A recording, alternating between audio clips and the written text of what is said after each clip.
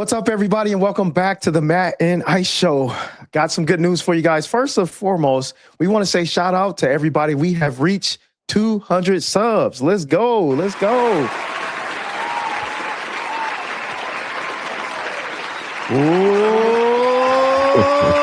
Whoa, boom. Let's go. All right, so we want to say thank you guys so much. We couldn't have done this without you guys. 200 subscribers. We are always trying to get to 500 and more, but we want to shout out our Canadian audience. 30% of you guys from Canada watch us. We got another 30% from Europe, so we got a big crowd in Europe, a big crowd in Canada, and America as well. So we want to thank you guys for your support. We really, really appreciate that. So, all right, Matt, we got an interesting show today. There's been a lot of stuff going on. A lot of breaking news has happened. And a lot of things has happened in the last couple of days. But we want to talk about what happened last night. Okay, last night. Last night was hilarious, okay?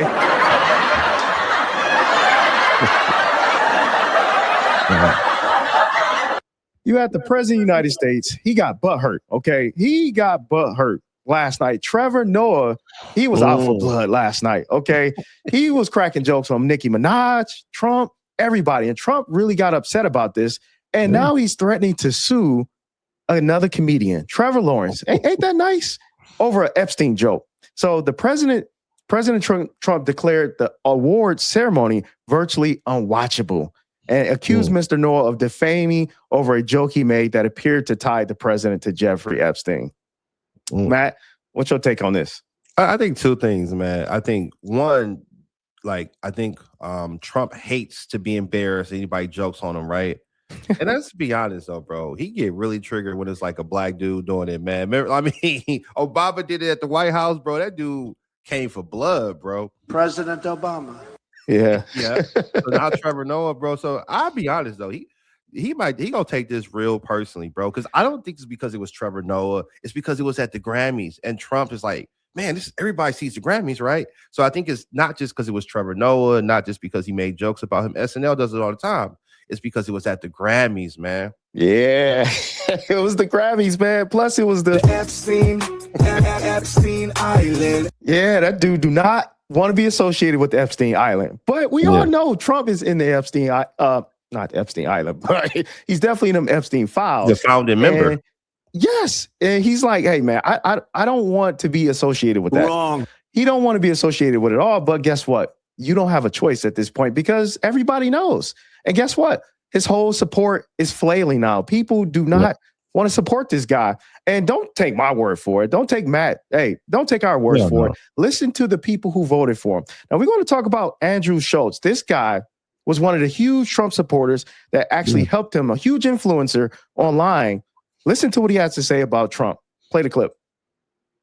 Faith in Trump. All faith. The guy's clearly the child on Epstein Island or something. It's embarrassing. Trump said word for word, if you want the Epstein files still, I don't want your support. He doesn't understand that that's the whole reason we voted for Trump in 2016. That's the whole reason we supported him and we were part of it because he wanted to drain the swamp. He was the outsider. And now him submitting to this Epstein list, that's him becoming a swamp. That's the best embodiment of the swamp, of DC, of the corrupt system. So I think he alienated his support base, but he doesn't really care anymore because he can't get reelected. He doesn't need to keep campaigning. After this, he's just going to retire and golf all day, eat McDonald's and Yahoo. I've lost all faith after he bombed Iran because he campaigned on no new wars. Yeah, he did. And he went back on most of what he said. Nothing's really changed so far. Well, first off, that was not Andrew Schulz, but that was another person. But go ahead, Matt. Yeah, I mean, man, I have a lot to say about this, man. And I would just say this to start off because I know I want to see Andrew Schulz as well, too, because I think they're all kind of grouped together. I think people are starting to see Trump for what he really is, man. And I think at the end of the day, it's an old, dirty man, bro. Old, dirty man. We had old, dirty bastard. Now we got the old, dirty president. ODP. Oh, my God. Yeah, I know, right? And that's the funny part about it because, man, it's so obvious. Like, you don't have to, it's just so funny to me because you still have people that's in the closet about this Epstein thing. And you and I talk about it offline, Matt. We talk about the Scooby-Doo files when it comes to the Epstein files. And you guys, everybody watch Scooby-Doo at some point in time. What happens on Scooby-Doo? We all know who the person is, probably the person, the perpetrator. But some people just be acting like, who could this possibly be? Like, and it's like, it's so obvious. It's obvious. So, man, that's just one person. Now, if you may say, hey, you know what? Okay, that's just one influencer. Trump still got a lot of support. Now we're going to hit to Andrew Schulz and see what he had to say. Play the clip. They're right, wrong. And there's a difference between like respecting and honoring the Constitution, the backbone of our country, and then completely shredding it. And this is completely shredding it. And now they're realizing that people have noticed it, and now they're trying to backtrack it. But by the way, he's been wiping his ass with the Constitution. Sure. Like, and I've been on record a million times saying, like, when he said we should terminate the Constitution to overthrow the results of an election, shit like that got to be disqualifying if you're running for president. So here's a perfect example. So it's like, I know that there are people sounding the alarms about this. When I saw these last few weeks in Minnesota, I didn't think it was possible to happen in the United States of America.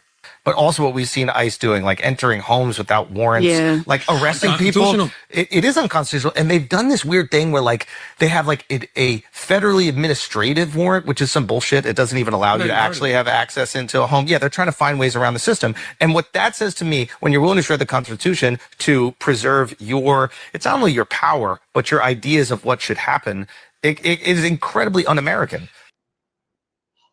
Whoa! Oh man. Now, real quick, Ice. I'm gonna say this, man. I'm going to channel my inner Scaramucci. So I want you to just play along with me real fast, right? So who's Scaramucci? Tell the crowd who's Scaramucci is. Anthony Scaramucci, man. I think he was what was he, the press secretary? Yeah, for like 10 days. 11 days, man. So it's obviously he's been a big critic of Trump. He was part of the Trump administration, and he always has a lot of little nuggets and stuff to say. Now, why are they doing this? Andrew Schulz, a lot of these podcasters, right? So let's play along with me, man. Let's play along. Let's think. Let's go ahead. Let's play a Jeopardy music. Is it because they care about the Constitution? I don't think so. No, I don't think that's the reason. Let's think about this one more time. Is it because they are triggered by the ICE stuff? Let's think about it.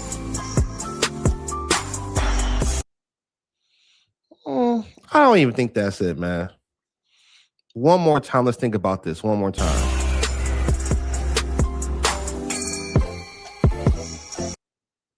My inner Braxton from Jamie Foxx. I know what it is. What is it, man? Because he's uncool. He looks like that old, dirty man. That's what it is, bro. They like, man, this dude is, bro. He not only is he the swamp, he the epitome of the swamp. They see him for what he is, an old, dirty president messing with, you know what I'm saying? Old, dirty president. He look old, fat, sloppy. You know what I'm saying? Authoritarian. He just looked played, bro. They like, man, I voted for this guy. He can barely speak. Fat, sloppy, you know what I'm saying? Selfish president, bro. They like, man, this dude look bad. He look weak. Because he looks weak. That's why. Yeah, I know, right? Stop it. Hey, man. ODB, bro. ODB. Yeah, I agree. And to your point, I mean, everybody see it. The jig is up. Everybody know what this president is about at this point. But guess what? The damage is already done to America, okay? We are in trouble, and it's going to take us decades, if not more than that, to fix this thing. I don't know. It may be permanently broken. But moving along, we're going to talk about an interesting segment here. We're going to introduce a new interesting segment and a concept. You hear these Trump supporters all the time. They always say, like, you guys got TDS. You guys got TDS. And we're going to explain what TDS is, and we're going to break it down on the other side. That's TDS, bro. They suffer from a thing called TDS. Do you know what that is? TDS, it's a horrible, horrible terminal disease. It destroys the mind. It destroys the mind before the body, but the body eventually goes. TDS is Trump derangement syndrome. Uh-oh. Oh, man. I think this actually really looks like TDS, right? What do you say, Matt? What'd you say, bro? Like, this is the real TDS, right? This guy, look at all the stuff he got on, bro. He got everything on. Bro. Not stand, bro. Because they say the Democrats have TDS. I don't know. Maybe they do, but guess what? This guy, Stan, definitely has TDS. And you can see it. We can see it. Everybody can see it. So we want to shout out Stan for having TDS this morning. Hey, everybody, give Stan a round of applause.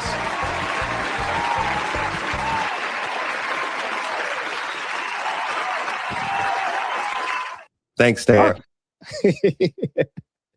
All right, guys, moving along here. We just having some fun here. I mean, hey, America, there's a lot to be happy for, and there's a lot of things not to be happy for. But we're going to move along here and talk about another influencer. Okay, another influencer who said, you know what, we can't do Trump no more, man. We can't do him. So we're going to play this one and move it over. All right, so this is Ryan Garcia, and this guy, for those who don't know, he is a boxer. So Ryan Garcia drew attention online after announcing that he no longer supports Donald Trump, sharing a statement explaining his change in stance and calling for accountability and justice. In the what, Matt? The Epstein Island. These guys are mad, right? So pretty much he said he could no longer support anyone connected to allegations involving abuse and emphasized the need to protect children, closing his message with a call for fairness. Now, could you please give us your name? Jeffrey Epstein. Yeah, so everybody wants to know about this. And Matt, what do you think about this? Because we have more and more, to your point, influencers saying we can't rock with Trump on this. ODP, bro. They like, man, this is an old dirty president, bro. Like, not when he come out, bro, he just looks slimy, bro. You know what I'm saying? So I think he looks weak. That dude look dirty, bro. That's a dirty dude, bro. Dirty dude, bro. Yeah, I agree. And it's so bad because it's like Gen Z. I love Gen Z. I work with a lot of Gen Z people. I have a lot of Gen Z clients in my personal business and what I do. And they are really, these people are sharp. A lot of Gen Zers are sharp. Now, Trump did manage to get a lot of Gen Zer vote and support. Yeah. In 2024. And I think a lot of that had to do with just influencers. Like he went on tons of podcasts. He went everywhere where in the bro manosphere, and he just tried to connect with people. And so he was kind of like a funny jokester, but a lot of people didn't know his history. They didn't know his backstory. They didn't know like, okay, this guy, because Gen Z was a little bit young at that time. I mean, last year, 2 years ago, but now it's all just out there and they like, oh my God, I can't believe Trump is done. And it's like, we tried to tell y'all this. So, you know, but moving forward, we got one last clip here and we're going to leave you guys with this clip here. This is just support. This guy's bleeding support. Okay. This president is bleeding support and listen to what his voters say and we'll respond to this on the other side. Play the clip, Josh. Say to every American that's having trouble with this, I am sorry I voted for him. I regret it with all my heart.